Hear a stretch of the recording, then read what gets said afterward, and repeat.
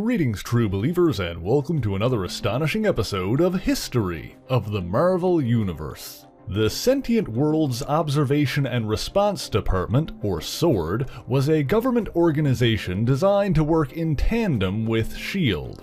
Where S.H.I.E.L.D. would protect the world from terrestrial threats and terrorism, S.W.O.R.D was pointed outwards, defending the Earth from alien attack. However, S.W.O.R.D was founded with complete secrecy, and it's been reported that S.H.I.E.L.D. may not have become aware of S.W.O.R.D's activities if not for the work of former S.H.I.E.L.D. director Nick Fury Sr. And after Fury was removed from his position as the head of S.H.I.E.L.D. following his secret war in Latveria, relations between the two organizations became more strained. S.W.O.R.D's staff was made up both of Earthlings and extraterrestrial agents. Even Kitty Pryde's pet dragon Lockheed was secretly an agent of S.W.O.R.D, and the one chosen as the organization's director was a human-alien hybrid by the name of Abigail Brand. The daughter of an earthen mother and an alien father, Brand appeared mostly human, save for her naturally green hair. She does, however, have a uniquely shaped tongue which allows her to speak several alien languages which are unpronounceable to humans.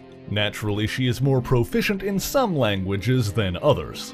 While we don't know the name of Abigail's alien species, we have seen her half-brother, Lothithranriaxiaxis, or Lothi, a green-furred alien smuggler with whom Abigail has had a somewhat strained relationship. Brand also has some pyrokinetic abilities, allowing her to burn objects or opponents by physically touching them. This is actually where the name Brand comes from. Furthermore, this ability is not due to her alien heritage, but rather a mutant X gene, like that of the X-Men. The S.W.O.R.D headquarters is a large high-tech orbital space station known as the Peak, a centralized location from which Abigail Brand and the agents of S.W.O.R.D watch the stars and solve problems as they come. Like many expensive government installations in the Marvel Universe, the Peak has been damaged and destroyed ostensibly more than once. Of course, it's always rebuilt so S.W.O.R.D can continue their mission of protecting Earth. For many years, S.W.O.R.D operated in secret, unknown to the heroes of Earth. Their existence didn't become known to the superhuman community at large until they became entangled in an incident involving the X-Men. An alien warrior named S.W.O.R.D had come to Earth claiming that his people had technology that allowed them to see partial visions of the future, and that their planet, Breakworld, would someday be destroyed by an Earthling mutant, most probably one of the X-Men. Theirs was a planet ruled by violence with a strong warrior culture, and so Abigail knew that the Earth would not survive prolonged conflict with Breakworld. And so Brand decided to pursue a more diplomatic solution, allowing S.W.O.R.D to conduct research into eliminating the mutant X gene. S.W.O.R.D then joined forces with a geneticist named Dr. Kavita Rao, providing her with alien technology with which to pursue this so-called mutant cure. To that end, they abducted the body of the supposedly deceased X-Man Colossus, reviving him and using him as a test subject. Since Colossus's body contained the cure for the mutant-specific legacy virus, Rao was able to use his DNA to engineer a serum that would suppress mutant powers. While the ethics of this mutant cure was a point of contention among the X-Men, when they learned that their comrade was being held against his will, they naturally mounted a rescue mission, leading to a confrontation with S.W.O.R.D. S.W.O.R.D was quickly defeated by an enraged Colossus, but of course the whole situation led to a face-off between the X-Men and the agents of S.W.O.R.D. With some less than subtle insistence from Nick Fury, who had some experience dealing with superhumans, Abigail Brand explained the whole situation to the X-Men, including that one of them would supposedly be responsible for the destruction of Breakworld. Complicating matters further, it seemed that Colossus was prophesized to be the one responsible.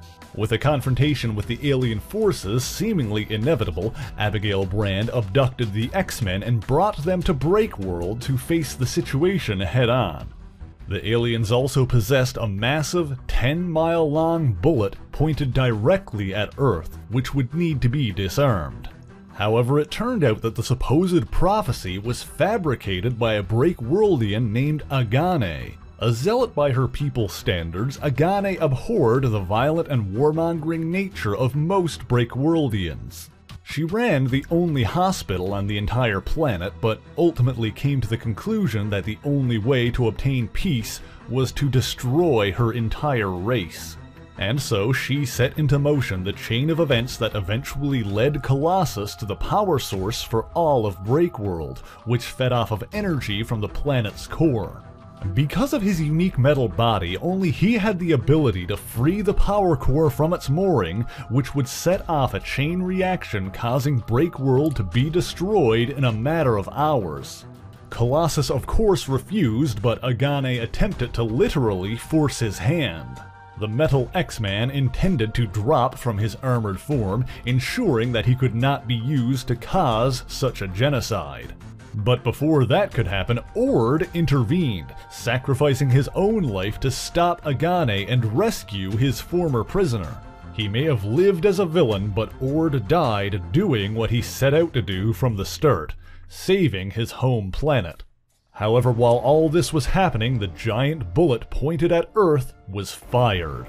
It was only the intervention of Kitty Pryde that saved the Earth. Having used her powers of intangibility to get inside the bullet before it was fired, Kitty was able to use her power on the bullet itself, making it intangible and allowing it to pass harmlessly through the entire planet. In the aftermath of all of this, Abigail Brand reflected on her choices and her actions, and decided that she needed someone to keep her in check and advise her in matters of importance. While on Breakworld, Brand had spent most of her time alongside the blue furry X-Man known as the Beast.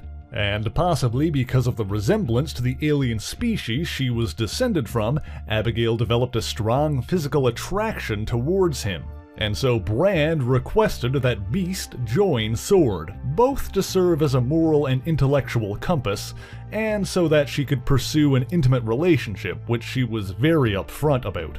Beast agreed, and the arrangement seemed to work out well as the two began dating sometime after. Abigail also played an important part during the Skrull's secret invasion when she freed Mr. Fantastic, leader of the Fantastic Four, from alien imprisonment. However, during the final battle of that conflict, it was Norman Osborn, the former Green Goblin and leader of the Thunderbolts, who shot and killed the Skrull Queen. And so following this, he was the one placed in charge of S.H.I.E.L.D. and its underlying initiatives. While Osborn transformed S.H.I.E.L.D. into its darker counterpart, Hammer, S.W.O.R.D remained mostly independent under the command of Abigail Brand. However, Osborn eventually assigned notorious government bureaucrat Henry Peter Gyrick to be Brand's co-commander. While Brand was occupied rescuing her half-brother Lothi from the giant robotic bounty hunter known as Death's Head, Gyrick began pursuing his own agenda, namely the arrest and deportation of each and every alien on Earth, including Brand. However, Gyrick's single-minded ambition left S.W.O.R.D vulnerable, and soon the Peak was captured by alien pirates. Fortunately, Brand and Beast were able to escape and hired Death's Head to liberate the Peak. They freed the heroic aliens that S.W.O.R.D had imprisoned, and the Drenk's invasion was successfully repelled. Gyrick's blunder was so monumental that Brand was able to blackmail him into resigning from his position at S.W.O.R.D. There was likely minimal blowback from Osborn over Gyrick's resignation, as his deportation plan would have interfered with Osborn's schemes as well. And of course, Hammer was eventually dissolved anyway after Norman Osborn's misguided invasion of Asgard. In the end, S.W.O.R.D remained under the command of Abigail Brand, and Earth was kept safe under her watchful eye. Of course, as always, there is more to tell. For a time, S.W.O.R.D was replaced by Alpha Flight as Earth's first line of defense against alien threats. During this time, Abigail served as Lieutenant Commander directly under Carol Danvers. However, S.W.O.R.D has reportedly been restarted in an alliance with the mutant nation Krakoa, with Abigail Brand at the helm once more. These events are currently ongoing, so be sure to check out the current S.W.O.R.D book if you want to see what happens next. But thank you so much for watching this video. If you enjoyed it, please leave a like, share the video, and subscribe for more marvelous content. Be sure to leave a comment letting me know what Marvel hero or villain you want to hear about next, and as always, the issues referenced in this video are listed in the description below if you would like to read them for yourself, as well as links to other places you can find me, including my Twitter, where you can see art, updates, and opinions. So until next time, true believers, Excelsior!